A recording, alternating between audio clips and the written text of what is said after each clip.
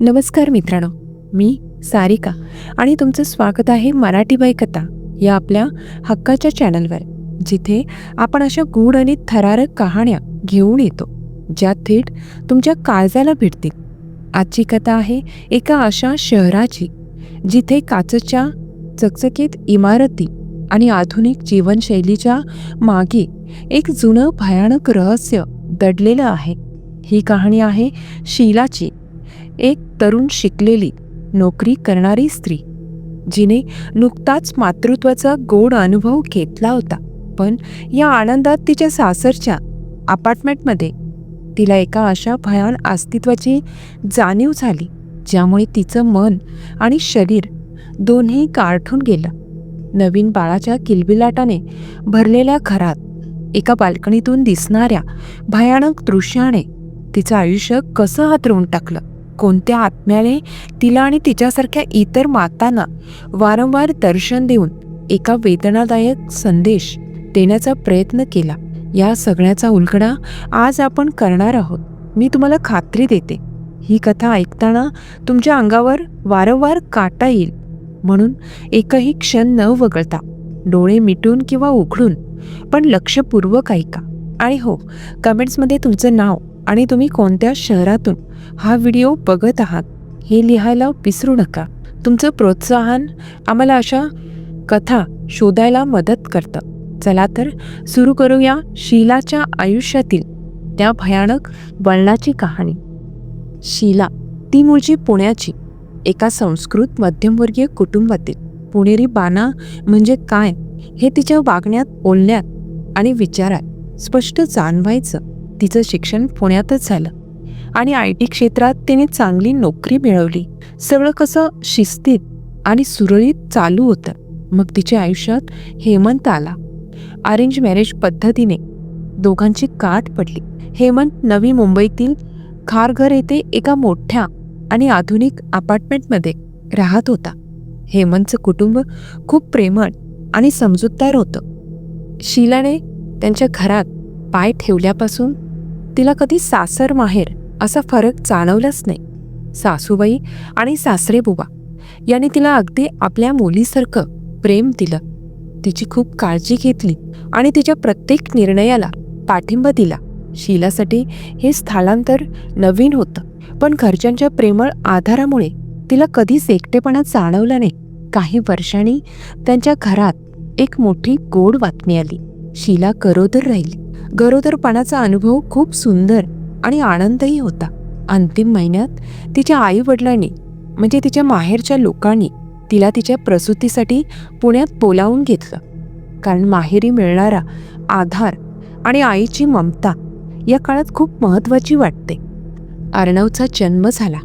घरात आनंदाचं वातावरण पसरलं. सुमारे 4 महिने झाल्यानंतर आता शीलाला तिच्या मुंबईतील घरात म्हणजेच तिच्या सासरी परत जायचं होतं. नोकरीची जबाबदारी होती आणि आता अर्णवला घेऊन ती आपल्या सासरच्या घरी परतली. पण आता आयुष्य खूप बदललं होतं. एका हातात आईची जबाबदारी आणि दुसऱ्या हातात ऑफिसची प्रोफेशनल भूमिका. दिवसाची सुरुवात धावपळीने व्हायची. बाळंतपणामुळे शरीर आधीच थकून गेलेलं होतं. त्यात मुंबईतील लोकल आणि ऑफिसचा ताण. शीला पूर्णपणे थकलेली असायची. त्यांचं अपार्टमेंट म्हणजे तसं खूप उंच आणि आधुनिक होतं. 15 मजल्यांची ती इमारत होती आणि शीला, हेमंत 10व्या मजल्यावर राहत होते. त्यांच्या बेडरूमला लागूनच एक प्रशस्त बाल्कनी होती, जिथून खाली कॉम्प्लेक्सचा मोठा परिसर आणि दूरवरची हिरवळ दिसायची. दिवसा हे दृश्य शांत आणि सुंदर वाटायचं, पण रात्रीच्या वेळी त्या उंच इमारतीची शांतता आणि सभोवतालचा अंधार एक अनामिक भय निर्माण करायचा. आता शीलाच्या आयुष्यात थकवा आणि नोकरीच्या ताणासोबतच त्या बाल्कनीतून आणि घराच्या एका कोपऱ्यातून येणारी एक विचित्र अस्पष्ट थंडी हळूहळू डोकावू लागली होती. शीलाला परत येऊन काही आठवडेच झाले होते. तिचं शरीर आणि मन दोन्ही अजूनही पूर्णपणे रोळलेले नव्हते. रात्रीची झोप अपुरी आणि दिवसाची धावपळ या सगळ्यांमध्ये तिला तिच्या अपार्टमेंटमध्ये परत आल्यापासून एक अस्पष्ट अस्वस्थता जाणवत होती. सगळं काही ठीक असूनही काहीतरी बरोबर नाहीये अशी भावना सतत तिच्या मनात येत होती. घरात एक विचित्र अनामिक शांतता पसरलेली असायची, जी रात्रीच्या वेळी अधिक गडद आणि जड वाटायची. एकदा रात्री ती अर्णवला पाळण्यात झोपवून त्याच्याजवळ बसली होती. अर्णव गाढ झोपलेला होता. शीलाने बेडरूमची लाईट मंद केली होती. बाहेरील शांततेमुळे कानावर पडणाऱ्या बारीक आवाजाची जाणीव जास्त होत होती. अचानक शीलाच्या कानाजवळ एक थंड वाऱ्याचा झोत सरकन गेला. तिला वाटलं बाल्कनीची काचेची स्लायडिंग खिडकी उघडी राहिली असेल, पण तिने पाहिलं तर ती खिडकी व्यवस्थित बंद होती. तरीही तो गारठून टाकणारा वास आणि त्वचेला जाणवलेली ती बर्फासारखी थंडी, शीलाला एक भयानक शंका येऊन गेली. ती थंडी सामान्य नव्हती, ती थेट हाडांपर्यंत जाणारी होती. या अनुभवानंतर शीला दुसऱ्याच दिवशी थोडी सावरून सासूबाईंशी बोलली. तिने त्यांना हळूच विचारले, आई, तुम्ही इथे इतकी वर्ष राहताय, मला एक विचारायचं आहे. रात्रीच्या वेळी कधी तुम्हाला या घरात किंवा बाल्कनीजवळ काहीतरी वेगळं, खूप थंड जाणवलं आहे का? शीलाचा प्रश्न ऐकून सासूबाईंच्या चेहऱ्यावरचा हसरा भाव क्षणात नाहीसा झाला. त्यांच्या डोळ्यांमध्ये एक गूढ भीती चमकून गेली, पण त्यांनी लगेच स्वतःला सावरले. त्या बोलल्या, नाही ग बाळा, काही नाही. कदाचित बाळंतपणामुळे तुझं शरीर कमजोर झालं असेल. जास्त विचार करू नकोस, लवकर झोप. त्यांच्या आवाजात एक तणाव होता, जो शीलाने स्पष्ट ओळखला. त्यांनी विषय त्वरित बदलला आणि त्या निघून गेल्या. सासूबाईंनी विषय टाळल्यामुळे शीलाच्या मनातील शंका आणि ताण अधिक वाढला. त्यांना काहीतरी माहीत आहे, पण त्या सांगत नाही हे तिला पक्कं माहीत होतं. ती भयानक थंडी, सासूबाईंचे रहस्यमय मौन, या सगळ्यामुळे शीलाच्या मनातील ताण वाढत चालला होता. आणि मग तो दिवस आला. ऑफिसमधून परतताना संध्याकाळचे 7 वाजले होते. लोकलने केलेला प्रवास, ऑफिसमधील मीटिंग्स आणि बाळाची सतत लागणारी आठवण, या सगळ्यामुळे शीला अक्षरशः मोडून पडली होती. ती घरी पोचली. दार उघडताच तिचे पाय थरथरत होते. तिने फक्त एकदाच सासूबाईंकडे पाहिलं आणि म्हणाली, आई, मी खूप थकले आहे. अर्णवला थोडा वेळ तुम्हीच बघा. सासूबाईंनी प्रेमळपणे हसून अर्णवला उचलून घेतलं आणि शीला तिच्या बेडरूममध्ये गेली. बेडरूममध्ये गेल्यावर तिने खिडकीचे जाड पडदे ओढले. खोलीत एक मंद, घुसमटून टाकणारा अंधार पसरला. तिने स्वतःला बेडवर झोकून दिलं. काही मिनिटातच थकव्यामुळे तिचे डोळे मिटले गेले, पण तिच्या आतमध्ये सुरू असलेला अस्पष्ट ताण अजूनही पूर्णपणे संपलेला नव्हता. हाच थकवा तिला आता एका भयानक दृश्याकडे घेऊन जाणार होता. त्याने तिचे आयुष्य कायमचे बदलले असते. शीलाला गाढ झोप लागली होती, पण ती झोप पूर्णपणे शांत नव्हती. तिच्या मनात कुठेतरी दबलेला ताण आणि बाल्कनीतून आलेल्या त्या असामान्य थंडीची जाणीव दडलेली होती. सुमारे 1.5 ते 2 तास झाल्यानंतर अचानक तिला जाणवलं की तिच्या हृदयाचे ठोके वेगाने पडत आहे. धड धड धड, जणू काही कोणीतरी बाहेरून येऊन तिच्या छातीवर प्रचंड दाब देत आहे. तिच्या अंगावर भीतीचा एक तीव्र काटा आला. संपूर्ण शरीर गारठून गेलं. तिचे डोळे उघडले तेव्हा खोलीतील मंद अंधारात सगळं काही अस्पष्ट होतं. वातावरणात एक भयानक जडत्व होतं, जणू खोलीतील हवा कोणीतरी शोषून घेतली होती. ती घाबरून उठून बसली. तिच्या डोळ्यासमोर बेडरूमच्या बाल्कनीची काचेची खिडकी होती. बाहेर पूर्णपणे अंधार होता, पण सोसायटीचे मंद दिवे आणि पौर्णिमेच्या आसपासचा चंद्रप्रकाश यामुळे बाल्कनीतील जागा थोडीशी अस्पष्ट दिसत होती. आणि नेमकी तिथेच शीलाची नजर खिळली. बाल्कनीच्या कठड्यासमोर खिडकीला लागून एका स्त्रीची आकृती उभी होती. ती पूर्णपणे पांढऱ्या शुभ्र साडीत होती. तिचे केस मोकळे सोडलेले होते आणि अंधारात ते अधिक लांब काळेशार दिसत होते. तिच्या शरीरातून एक अति नैसर्गिक थंडी येत होती. जी बंद खिडकीतूनही शीलाला जाणवत होती. त्या स्त्रीच्या चेहऱ्यावरचा भाव तो केवळ भीतीदायक नव्हता, तर तो असह्य दुःख आणि त्रासाने भरलेला होता. तिच्या डोळ्यातील रिकामेपणा पाहून शीलाच्या काळजाचा ठोकाच चुकला. पण सर्वात भयानक दृश्य आता समोर आलं. त्या स्त्रीच्या मिठीत एक लहान बाळ होतं. शीलाला तिची जागा सोडवत नव्हती. तिचे हातपाय पूर्णपणे जड झाले होते. डोक्यातील विचार गोठले होते. ती केवळ निशब्द नजरेने हे भयानक दृश्य पाहत होती. एका क्षणात त्या स्त्रीने बाल्कनीच्या कठड्यावर आपला एक पाय ठेवला. तिने मिठीत घेतलेल्या बाळाला अधिक घट्ट पकडलं. तिच्या चेहऱ्यावरचा तो वेदनादायक संकल्प तो पाहून शीलाच्या घशातून आवाजच निघाला आणि झप्प. पुढच्याच क्षणाला त्या स्त्रीने त्या लहान बाळासह 10व्या मजल्यावरून खाली उडी घेतली. हवेतून खाली जाताना शीलाच्या कानावर एक तीव्र थंड किंकाळी आदळली, जी क्षणार्धात हवेत विरून गेली. त्यानंतर खाली मातीच्या किंवा गवताच्या थरांवर फास असा आवाज झाला आणि मग पुन्हा चिडीचूप शांतता. शीलाचा थरार तिच्या नियंत्रणाबाहेर गेला. तिने तोंडावर हात ठेवला, पण तो भीतीचा दाब ती सहन करू शकली नाही. तिच्या घशातून एक वेदनादायक किंकाळी बाहेर पडली, ज्यामुळे अख्खं घर हादरलं. आई! शीलाच्या किंकाळीने अख्ख्या घरात धावपळ झाली. तिचे सासू सासरे लगेच धावत बेडरूममध्ये आले. शीला थरथरत होती. तिचे डोळे बाल्कनीच्या दिशेने खिळलेले होते आणि तिची अवस्था पाहून त्यांना लगेच कळून चुकलं होतं की तिला ती गोष्ट दिसली आहे. सासरी बुवानी अर्णव आणि सासूबाईंना लगेच खोलीतून बाहेर काढलं आणि शीलाला शांत करण्यासाठी ते तिच्याजवळ थांबले. पण शीलाला काय बोलावं हे कळत नव्हतं.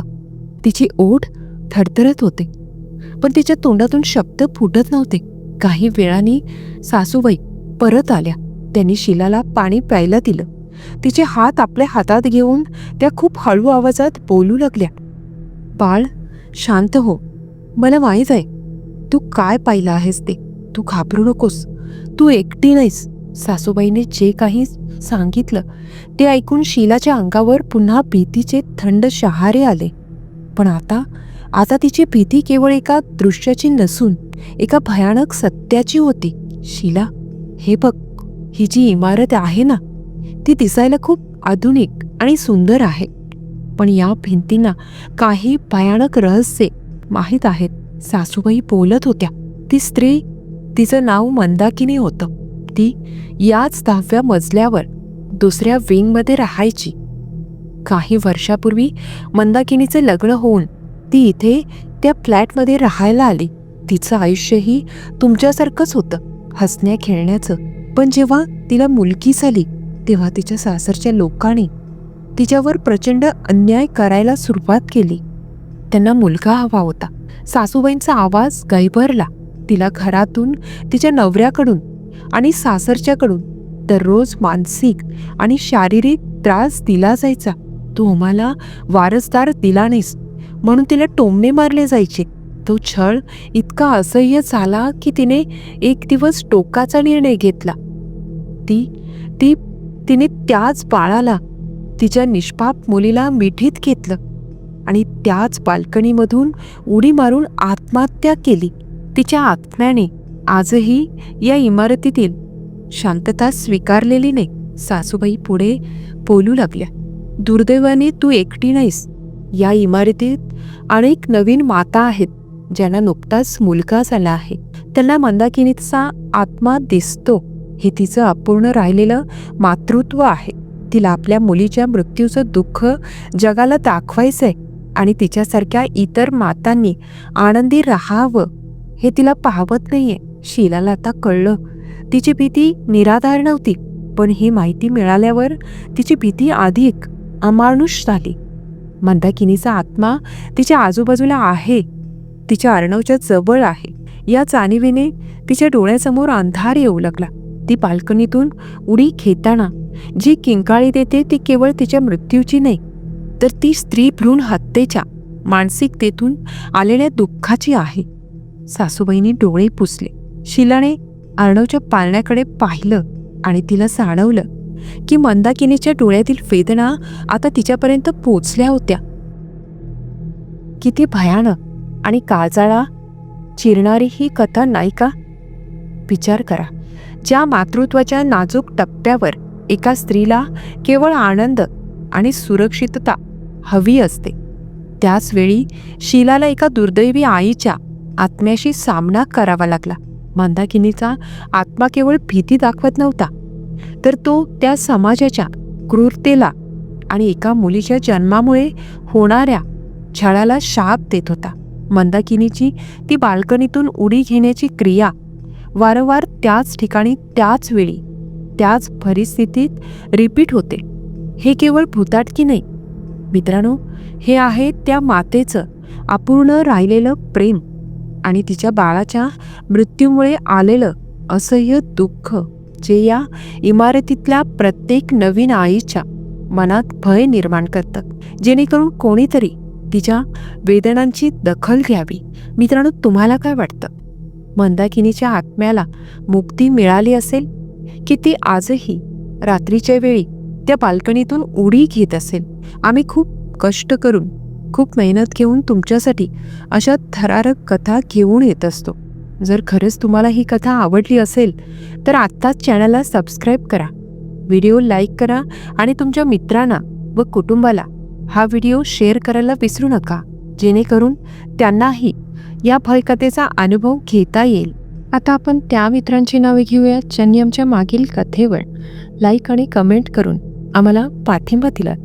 आजचे हॉरर फॅन्स आहेत सुलोचना पाटील, काटेमणिवली, कल्याण, मुंबई; राजू वारेकर, कल्याण, मुंबई; तुषार मिश्रा, अमरावती; ऋषिकेश साबळे, तालुका कागल, जिल्हा कोल्हापूर; सुभाष वाघराळकर, तालुका गडिंग्लज, कोल्हापूर; सचिन दळवी, बीड; अनिरुद्ध कासारे, मुक्काम पोस्ट घाटनांदूर, तालुका अंबेजोगाई, जिल्हा बीड; अरुण सोनवणे, सातपूर, शिवाजी महाराज नगर, नाशिक; श्रुती सुतार, विक्रोळी, मुंबई; राधिका चांदोलकर, जोगेश्वरी, मुंबई; किरण शिंदे, इचलकरंजी, जिल्हा कोल्हापूर; संगीता ढोले, शिरपूर, जिल्हा धुळे; स्वाती पाटील, शिरोली दुमाला, जिल्हा कोल्हापूर; अतुल शाह, मुंबई; स्वप्नील शिंदे, निपाणे, जिल्हा बेळगाव, कर्नाटक. आता त्या मित्रांची नावे ज्यांनी आपल्या गावाचे नाव नाही सांगितले: अनुराधा, सार्थक, श्याम आणि अब्दुल्ला हमदुले. तुमचा पाठिंबा असाच कायम राहू द्या. पुन्हा भेटूया एका नवीन भयानक आणि थरारक कथेसह. तोपर्यंत काळजी घ्या आणि सुरक्षित रहा. शुभरात्री. धन्यवाद.